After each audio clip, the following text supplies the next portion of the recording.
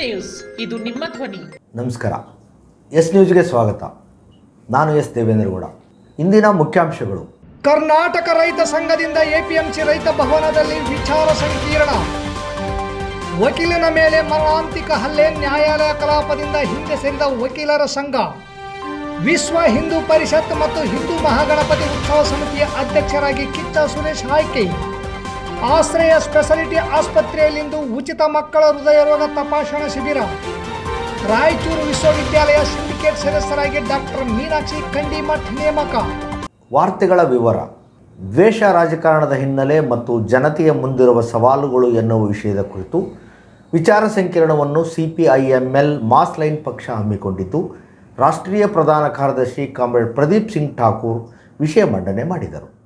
ಬ್ರಿಟಿಷರು ದೇಶದಲ್ಲಿ ವಿಷ ಬೀಜ ಬಿತ್ತಿ ಜನರನ್ನು ಛಿದ್ರಗೊಳಿಸಿ 200 ವರ್ಷ ಆಳಿದರೂ RSS BJP ದ್ವೇಷದ ರಾಜಕಾರಣ ಮಾಡುತ್ತಾ ಬ್ರಿಟಿಷರು ಬಿಟ್ಟು ಹೋಗಿರುವ ಹೊಡೆದು ಆಳುವ ರಾಜಕೀಯವನ್ನು ಮುಂದುವರಿಸಿದೆ.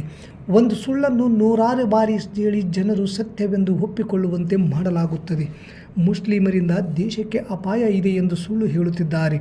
ಅದಾನಿ, ಅಂಬಾನಿ ಕಾರ್ಪೊರೇಟ್ ಕಂಪನಿಗಳಿಂದ ದೇಶಕ್ಕೆ ಅಪಾಯವಿದೆ ಎನ್ನುವ ಸತ್ಯವನ್ನು ಮರೆಮಾಚಲು ಈ ರೀತಿ ಮಾಡಲಾಗುತ್ತಿದೆ.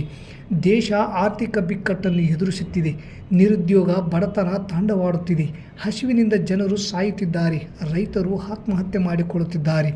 ಇಂತಹ ಕೆಟ್ಟ ಪರಿಸ್ಥಿತಿಯಲ್ಲಿ ಅದಾನಿ ತನ್ನ ಮಗನ ಮದುವೆಗೆ 5,000 ಕೋಟಿ ಖರ್ಚು ಮಾಡಿ ತನ್ನ ಶ್ರೀಮಂತಿಕೆಯನ್ನು ಜಗತ್ತಿಗೆ ಬಿತ್ತರಿಸಿದರು. ನಾಥೂರಾಮ್ ಗೂಡ್ಸೆ ಗಾಂಧೀಜಿಯನ್ನು ಕೊಂದ ನಂತರ RSS ಅನ್ನು ನಿಷೇಧಿಸಲಾಗಿತ್ತು. ಸರ್ಕಾರಿ ನೌಕರರು ಕೂಡ ಅನೇಕ ಚಟುವಟಿಕೆಗಳಲ್ಲಿ ತೊಡಗಿಕೊಳ್ಳಬಹುದೆಂದು ಮೋದಿ ಸರ್ಕಾರ ಇತ್ತೀಚೆಗೆ ಆದೇಶ ಮಾಡಿದೆ. ಸರ್ಕಾರಿ ಯಂತ್ರಾಂಗದ ಮೂಲಕ ದ್ವೇಷದ ರಾಜಕಾರಣ ಮಾಡಲು ಹೊರಟಿರುವುದು ಅತ್ಯಂತ ಅಪಾಯಕಾರಿಯಾಗಿದೆ. ಜನರಿಂದ ಆಯ್ಕೆಯಾದ ಕರ್ನಾಟಕದ ರಾಜ್ಯ ಸರ್ಕಾರವನ್ನು ಅಸ್ಥಿರಗೊಳಿಸುವ ಕಾರ್ಯ ಮುಂದುವರೆದಿದೆ. ಒಬ್ಬ ಶಾಸಕರಿಗೆ 100 ಕೋಟಿ ಆಮಿಷ ಒಡ್ಡಿ ಸಿದ್ದರಾಮಯ್ಯ ನೇತೃತ್ವದ ಸರ್ಕಾರವನ್ನು ಉರುಳಿಸುವ ಕುತಂತ್ರದ ರಾಜಕಾರಣ ಪ್ರಜಾತಂತ್ರಕ್ಕೆ ಮಾರಕ. ಸಂವಿಧಾನ, ಪ್ರಜಾತಂತ್ರದ ಹಕ್ಕುಗಳನ್ನು ಸರ್ವನಾಶ ಮಾಡುವ ಸರ್ವಾಧಿಕಾರಿ ಶಕ್ತಿಗಳನ್ನು ಹಿಮ್ಮೆಟ್ಟಿಸಲು ಮತ್ತು ದ್ವೇಷದ ರಾಜಕಾರಣ ಸೋಲಿಸಲು ವಿವಿಧ ವಿಚಾರಧಾರೆಯ ಎಲ್ಲ ಸಂಘಟನೆಗಳು ಐಕ್ಯತೆಯಿಂದ ಹೋರಾಡಬೇಕೆಂದು ಕರೆ ಕೊಟ್ಟರು. ಉಪನ್ಯಾಸಕರಾದ ಚಂದ್ರಶೇಖರ್ ಗೋರೆಬಾಳ್ ಮಾತನಾಡಿ, ಜೈಲಲ್ಲಿರುವ ದರ್ಶನ್ ಕುರಿತು ಹಗಲು ರಾತ್ರಿ ಪ್ರಚಾರ ಮಾಡುವ ದೃಶ್ಯ ಮಾಧ್ಯಮಗಳು ಜೈಲಿನಲ್ಲಿ ಮೂಲಭೂತ ಸೌಕರ್ಯಗಳ ಕುರಿತು ಮತ್ತು ಕಳಪೆ ಊಟದ ಕುರಿತು ಧ್ವನಿ ಎತ್ತುತ್ತಿಲ್ಲವೆಂದು ಆಕ್ರೋಶ ವ್ಯಕ್ತಪಡಿಸಿದರು. ಜಮಾತೆ ಇಸ್ಲಾಮಿ ಹಿಂದ್ ಅಧ್ಯಕ್ಷರಾದ ಹುಸೇನ್ ಸಾಬ್, ಬಸವ ಕೇಂದ್ರದ ರುದ್ರಗೌಡ, DSSನ ಅಶೋಕ್ ನಂಜಲ್ದಿನ್ನಿ, TUCI ರಾಜ್ಯ ಕಾರ್ಯದರ್ಶಿ KB ಗೋನಾಳ್, ಮಹಿಳಾ ಸಂಘದ ರೇಣುಕಮ್ಮ ವೇದಿಕೆ ಮೇಲಿದ್ದರು. TUCI ಜಿಲ್ಲಾಧ್ಯಕ್ಷರಾದ BN ಯರ್ದಿಯಾಳ್ ಕಾರ್ಯಕ್ರಮ ನಿರೂಪಣೆ ಮಾಡಿದರು. ಶಂಕರ್ ಗುರಿಕಾರ್, KRS ತಾಲೂಕು ಅಧ್ಯಕ್ಷ ರಮೇಶ್ ಪಾಟೀಲ್, ಜಿಲ್ಲಾ ಕಾರ್ಯದರ್ಶಿ ಚಿಟ್ಟಿಬಾಬು, B ಲಿಂಗಪ್ಪ, KPRSನ ಬಸವಂತರಾಯ್ ಕಲ್ಲೂರ್, AICCTUನ ನಾಗರಾಜ್ ಪೂಜಾರ್, ರಾಜ್ಯ ರೈತ ಸಂಘ ಹಸಿರು ಸೇನೆಯ Basavaraj Hanchanal, KRS Veeresh Nayak, CPIML mass line Shivaraj Manvi, Virupamma ದಲಿತ ವಿದ್ಯಾರ್ಥಿ ಪರಿಷತ್ನ ಮೌನೇಶ್ ಜಾರವಾಡಿಗಿ, ಶಿವರಾಜ್ ಉಪ್ಪಲದೊಡ್ಡಿ, ಅಂಬೇಡ್ಕರ್ ಯುವ ಸಂಘದ ಹನುಮಂತಪ್ಪ ಕರ್ನಿ, RH ಕಲ್ಮಂಗಿ, ಪರಶುರಾಮ್ ತಿಡಿಗೋಳ್, ಬಸವರಾಜ್ ಬೆಳಗುರ್ಕಿ ಸೇರಿದಂತೆ ಇತರರು ಭಾಗವಹಿಸಿದ್ದರು. लेकिन इसका टाइम में ध्वनि और निर्धन का अंतर इतना बढ़ गया.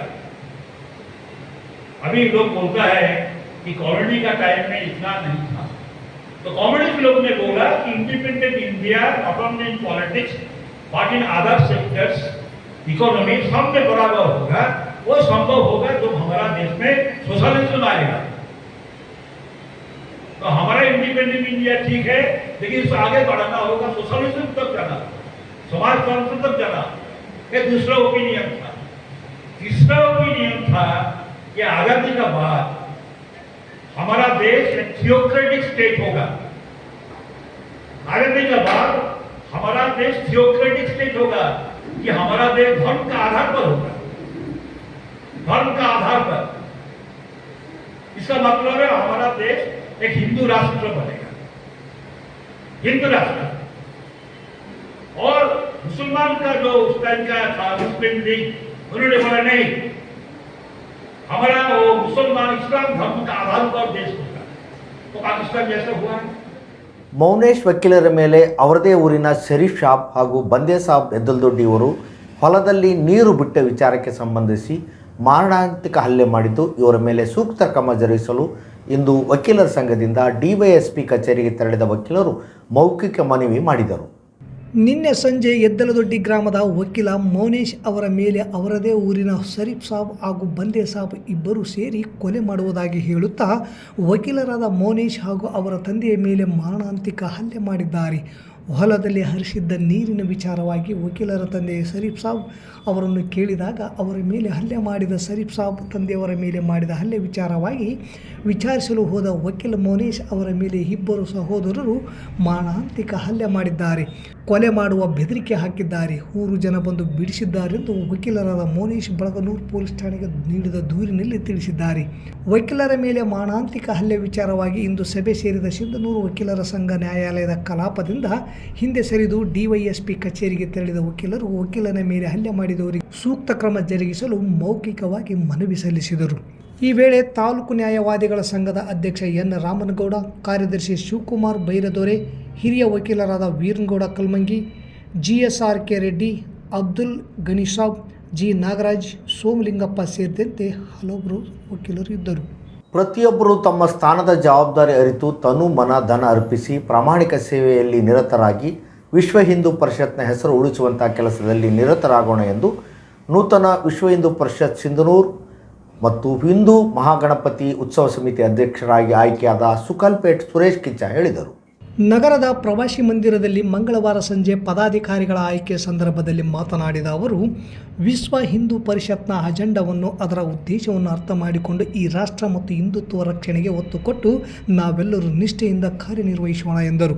ಈ ವೇಳೆ ಗೌರವಾಧ್ಯಕ್ಷರಾಗಿ ಸಿದ್ದರಾಮೇಶ್ ಮನ್ನಾಪುರ್, ಉಪಾಧ್ಯಕ್ಷರಾಗಿ ಯಲ್ಲಪ್ಪ ಎದ್ದಲದೊಡ್ಡಿ, ಸುರೇಶ್ ನೆಕ್ಕಂಟಿ, ಪ್ರಧಾನ ಕಾರ್ಯದರ್ಶಿಯಾಗಿ ರವಿ ಉಪ್ಪಾರ್, ಸಂಚಾಲಕರು ಬಸವರಾಜ್ ಸಾಲಗುಂದ, ಸಹ ಸಂಚಾಲಕರಾದ ಶಿವರಾಜ್ SRK, ವೀರೇಶ್ ಕೋಸ್ಗಿ, ಸಹ ಕಾರ್ಯದರ್ಶಿ ಗೋವಿಂದಪ್ಪ ಉಪ್ಪಾರ್, ಖಜಾಂಚಿ ನಾಗರಾಜ ಬಾಗೋಡಿ, ಕಾನೂನು ಸಲಹೆಗಾರರಾಗಿ ಗಿರೀಶ್ ಈಚನಾಳ್ ವಕೀಲರು ಆಯ್ಕೆಯಾಗಿದ್ದಾರೆ.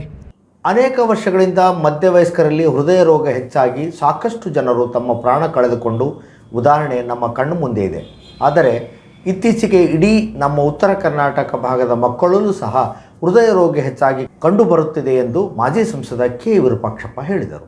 ವಿಹಾನ್ ಹಾರ್ಟ್ ಮತ್ತು ಸೂಪರ್ ಸ್ಪೆಷಾಲಿಟಿ ಆಸ್ಪತ್ರೆ ಹುಬ್ಬಳ್ಳಿ ಹಾಗೂ ತಾಲೂಕು ಕಾರ್ಯನಿರತ ಪತ್ರಕರ್ತರ ಸಂಘದ ಸಂಯುಕ್ತಾಶ್ರಯದಲ್ಲಿ ನಗರದ ಗಂಗಾವತಿ ರಸ್ತೆಯ AVS ಕಾಲೇಜ್ ಹತ್ತಿರವಿರುವ ಆಶ್ರಯ ಸ್ಪೆಷಾಲಿಟಿ ಆಸ್ಪತ್ರೆಯಲ್ಲಿ ಬುಧವಾರ ಉಚಿತ ಮಕ್ಕಳ ಹೃದಯ ರೋಗ ತಪಾಸಣಾ ಶಿಬಿರ ಕಾರ್ಯಕ್ರಮದಲ್ಲಿ ಭಾಗವಹಿಸಿ ಸಸಿಗೆ ನೀರು ಹಾಕುವ ಮೂಲಕ ಉದ್ಘಾಟಿಸಿ ಮಾತನಾಡಿದ ಅವರು, ಈ ಭಾಗದಲ್ಲಿ ಮಕ್ಕಳ ಹೃದಯ ರೋಗ ತಜ್ಞರ ಕೊರತೆ ಬಹಳವಿದೆ. ಸಾಕಷ್ಟು ಜನ ಬೇರೆ ಬೇರೆ ಕೋರ್ಸ್ಗಳ ಬಗ್ಗೆ ಅಧ್ಯಯನ ಮಾಡಿ ಡಾಕ್ಟರ್ ಆಗುತ್ತಾರೆ. ಆದರೆ ಮಕ್ಕಳ ಹೃದಯ ರೋಗ ತಜ್ಞರ ಸಂಖ್ಯೆ ಬಹಳ ಕಡಿಮೆ ಇದೆ. ಈ ಪರೀಕ್ಷೆ ಏನಾದರೂ ತುಂಬ ಕಠಿಣ ಇದೆಯಾ ಅಥವಾ ಬಹಳಷ್ಟು ಸಮಯ ತೆಗೆದುಕೊಳ್ಳುತ್ತದಾ ಎಂಬುದು ಡಾಕ್ಟರ್ ಕೋರ್ಸ್ ಓದುವವರೇ ಹೇಳಬೇಕು. ಹೆಚ್ಚಾಗಿ ಬೇರೆ ಬೇರೆ ಪ್ರಸೂತಿಯಲ್ಲಿ ಪರಿಣಿತಿ ಹೊಂದಿದ ತಜ್ಞರಿದ್ದಾರೆ. ಮಕ್ಕಳ ಹೃದಯ ರೋಗ ತಜ್ಞರ ಸಂಖ್ಯೆ ಹೆಚ್ಚಾಗಬೇಕಿದೆ.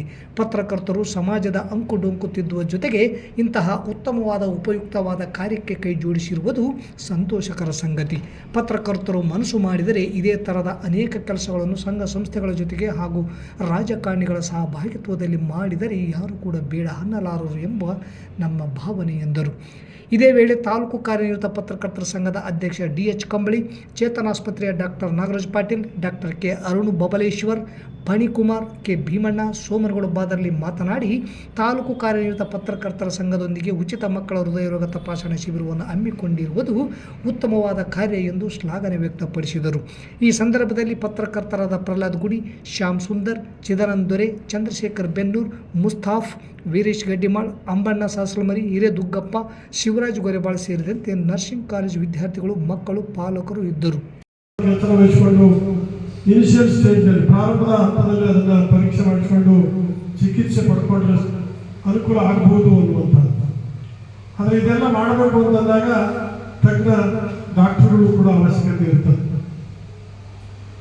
ಇಡೀ ಉತ್ತರ ಕರ್ನಾಟಕದಲ್ಲಿ ತಜ್ಞರ ಈ ಒಂದು ಚಿಕಿತ್ಸೆಗೆ ತಜ್ಞರ ಡಾಕ್ಟರ್ಗಳ ಕೊರತೆ ಇದೆ ಅನ್ನುವಂಥದ್ದು ನನಗೆ ಹುಬ್ಬಳ್ಳಿಯಲ್ಲಿ ಒಬ್ಬರೇ ಇದ್ದಾರೆ ಅಂತ ಕೇಳಿ ಬಹಳ, ಯಾಕೆ ಡಾಕ್ಟರ್ ಬೇರೆ ಬೇರೆ ಕೋರ್ಸ್ ತಗೊಳ್ತಾರೆ, ಈ ಕೋರ್ಸ್ ಯಾಕೆ ತಗೊಂಡು ಪಾಸ್ ಆಗಲ್ಲ? ಏನು ಕಾರಣ, ಏನಿದೆ ಅಂತ ಡಾಕ್ಟರ್ಗಳೇ ಹೇಳ್ಬೇಕು ಏನು ಕಾರಣ. ಬೇರೆ ಬೇರೆ ಈ ನಮ್ಮ ಯಾವುದಾದ್ರು ಪ್ರಸೂತಿ ಅದಕ್ಕೆ ಜಾಸ್ತಿ ಮಂದಿ ಹೋಗ್ತೀವಿ. ಈ ರೀತಿ ಬೇರೆ ಬೇರೆ ಆಯ್ಕೆ ಮಾಡ್ಕೊಳ್ತಾರೆ. ಬಟ್ ಇದನ್ನ ಯಾಕೆ ಆಯ್ಕೆ ಮಾಡ್ಕೊಳ್ಳೋದು? ಅಥವಾ ಸ್ವಲ್ಪ ಏನಾದರೂ ಕಠಿಣ ಆಗ್ತದ ಪರೀಕ್ಷೆ ಇದು. ಇವು main pumping chambers, heart pump ಮಾಡೋದು. ಇದು ರೈಟು, ಇದು ಲೆಫ್ಟ್. ರೈಟಲ್ಲಿ ಕೆಟ್ಟ ರಕ್ತ ಇರ್ತದೆ, ಲೆಫ್ಟಲ್ಲಿ ಒಳ್ಳೆ ರಕ್ತ ಇರ್ತದೆ. ಸೊ ಇದೇನು ನಡು ಗೋಡೆ ಅದೆಲ್ಲ ಹೋಲಿದ್ರೆ ಈ ಗೋಡೆಯಲ್ಲಿ ಹೋಲಿಸಿರ್ತಾವೆ. ಸೊ ಈ ಗೋಡೆಯಲ್ಲಿ ಹೋಲಿದ್ರೆ ಏನಾಗುತ್ತೆ, ಚಲೋ ರಕ್ತ ಕೆಟ್ಟ ರಕ್ತ ಹೋಗುತ್ತೆ ಮಿಕ್ಸರ್. ಸೊ ಅದಕ್ಕೆ ಇದು VSD ಇದು ASD ಪ್ಲಸ್ ಎರಡು ಪೈಪ್ ಇರ್ತವೆ. ಇದು ಸೆಂಟರ್ ಈಗ ಒಂದು ಅಯೋಟಿಕ್ ಅಂತ ಇರ್ತದೆ, ಸೈಡಿಗೆ ಪಲ್ಮನರಿ ಅಂತ ಎರಡು ಪೈಪ್ಸ್ ಇರ್ತವೆ. ಸೊ ಆ ಪೈಪ್ ನಡುವೆ ಹೋಲ್ ಇರ್ಬೋದು, ಅದಕ್ಕೆ PDA ಅಂತ ಹೇಳ್ತಾರೆ. ಸೊ ಅದರಲ್ಲೂ ಸೇಮ್ ಇಶ್ಯೂ, ಚಲೋ ರಕ್ತ ಕೆಟ್ಟ ರಕ್ತಕ್ಕೆ ಹೋಗಿ ವಾಪಸ್ ಬರುತ್ತೆ. ಅಂಥ ಹೋಲ್ಸ್ ಎಲ್ಲ ಇದ್ದರೆ ಅದನ್ನು ವಿದೌಟ್ ಸರ್ಜರಿ ನಾವು ಕಾಲಿಂದ ಆಂಜಿಯೋಗ್ರಫಿ ಮಾಡಿ ಪ್ಲಗ್ ಬರ್ತಾರೆ, ಟೆಂಟ್ ಥರ ಅದನ್ನು ಹಾಕಿ ಮುಚ್ಚಬಹುದು. ಕರ್ನಾಟಕ ಸರ್ಕಾರ ಇಂದು 3 ವಿಶ್ವವಿದ್ಯಾಲಯಗಳಿಗೆ ಸಿಂಡಿಕೇಟ್ ಪ್ರಾಧಿಕಾರಿಗಳಿಗೆ 3 ವರ್ಷದ ಅವಧಿಗೆ ಅಥವಾ ಮುಂದಿನ ಆದೇಶದವರೆಗೆ ಸಿಂಡಿಕೇಟ್ ಸದಸ್ಯರನ್ನಾಗಿ ನಾಮನಿರ್ದೇಶನ ಮಾಡಿದ್ದು, ರಾಯಚೂರು ವಿಶ್ವವಿದ್ಯಾಲಯಕ್ಕೆ ಡಾಕ್ಟರ್ ಮೀನಾಕ್ಷಿ ಕಂಡಿಮಠರನ್ನು ಸದಸ್ಯರನ್ನಾಗಿ ನೇಮಿಸಿದೆ. ಕುವೆಂಪು ವಿಶ್ವವಿದ್ಯಾಲಯಕ್ಕೆ 6 ಜನ ಸದಸ್ಯರನ್ನು, ಗುಲ್ಬರ್ಗಾ ವಿಶ್ವವಿದ್ಯಾಲಯಕ್ಕೆ 6 ಜನ ಸದಸ್ಯರನ್ನು ಹಾಗೂ ರಾಯಚೂರು ವಿಶ್ವವಿದ್ಯಾಲಯಕ್ಕೆ 6 ಜನ ಸಿಂಡಿಕೇಟ್ ಸದಸ್ಯರನ್ನು ಸರ್ಕಾರ ನಾಮನಿರ್ದೇಶನ ಮಾಡಿದೆ. ರಾಯಚೂರು ವಿಶ್ವವಿದ್ಯಾಲಯಕ್ಕೆ ಸಿಂಧನೂರಿನವರೇ ಆದ ಡಾಕ್ಟರ್ ಮೀನಾಕ್ಷಿ ಕಂಡಿಮಠ ರಾಯಚೂರು, DR ಚಿನ್ನ ಬಳ್ಳಾರಿ, ಶಿವಕುಮಾರ್ ಕೆ ಬಳ್ಳಾರಿ, ಡಾಕ್ಟರ್ ಅಮರೇಶ್ ನುಗಡೋಣಿ ಹೊಸಪೇಟೆ ಹಾಗೂ ರಘುನಾಥ್ ಬೆಂಗಳೂರು ಇವರುಗಳನ್ನು 3 ವರ್ಷದ ಅವಧಿಗೆ ಅಥವಾ ಮುಂದಿನ ಆದೇಶದವರೆಗೆ ಸಿಂಡಿಕೇಟ್ ಸದಸ್ಯರನ್ನಾಗಿ ನಾಮನಿರ್ದೇಶನ ಮಾಡಿ ಸರ್ಕಾರದ ಅಧೀನ ಕಾರ್ಯದರ್ಶಿ ಉನ್ನತ ಶಿಕ್ಷಣ ಇಲಾಖೆ ವಿಶ್ವವಿದ್ಯಾಲಯದವರು ಆದೇಶ ಹೊರಡಿಸಿದ್ದಾರೆ. ಮತ್ತೊಮ್ಮೆ ಮುಖ್ಯಾಂಶಗಳು. ಕರ್ನಾಟಕ ರೈತ ಸಂಘದಿಂದ APMC ರೈತ ಭವನದಲ್ಲಿ ವಿಚಾರ ಸಂಕಿರಣ. ವಕೀಲನ ಮೇಲೆ ಮರಣಾಂತಿಕ ಹಲ್ಲೆ, ನ್ಯಾಯಾಲಯ ಕಲಾಪದಿಂದ ಹಿಂದೆ ಸರಿದ ವಕೀಲರ ಸಂಘ. ವಿಶ್ವ ಹಿಂದೂ ಪರಿಷತ್ ಮತ್ತು ಹಿಂದೂ ಮಹಾಗಣಪತಿ ಉತ್ಸವ ಸಮಿತಿಯ ಅಧ್ಯಕ್ಷರಾಗಿ ಕಿಚ್ಚ ಸುರೇಶ್ ಆಯ್ಕೆ. ಆಶ್ರಯ ಸ್ಪೆಷಾಲಿಟಿ ಆಸ್ಪತ್ರೆಯಲ್ಲಿಂದು ಉಚಿತ ಮಕ್ಕಳ ಹೃದಯ ರೋಗ ತಪಾಸಣಾ ಶಿಬಿರ. ರಾಯಚೂರು ವಿಶ್ವವಿದ್ಯಾಲಯ ಸಿಂಡಿಕೇಟ್ ಸದಸ್ಯರಾಗಿ ಡಾಕ್ಟರ್ ಮೀನಾಕ್ಷಿ ಕಂಡಿಮಠ ನೇಮಕ. ಇಲ್ಲಿಗೆ ವಾರ್ತಾ ಪ್ರಸಾರ ಮುಕ್ತಾಯವಾಯಿತು. ನಿರಂತರ ಸುದ್ದಿಗಾಗಿ ವೀಕ್ಷಿಸಿ ಎಸ್ ನ್ಯೂಸ್. ಇದು ನಿಮ್ಮ ಧ್ವನಿ. ನಮಸ್ಕಾರ.